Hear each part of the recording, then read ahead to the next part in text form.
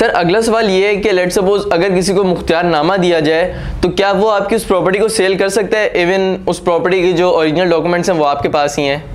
वामी असल में ना मुख्तारनामा जो होता है पावर ऑफ अटार्नी होती है, आप किसी को पावर ऑफ अटार्नी दे रहे हैं। अब मुख्तारनामा भी दो तरह के, एक मुख्तारनामा आम है और एक मुख्तारनामा ख़ास है।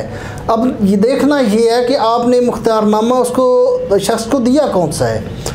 अगर तो मुख्तारनामा ख़ास आप देते हैं तो उसमें एक स्पेसिफ़िक मकसद लिखना होता है कि मैं इस बंदे को मुख्तारनामा दे रहा हूँ, मैं मेरी इस प्रॉपर्टी को सिर्फ रेंट पे दे सकता है, या सिर्फ पानी का कनेक्शन लगवा सकता है, या सिर्फ बिजली का कनेक्शन लगवा सकता है।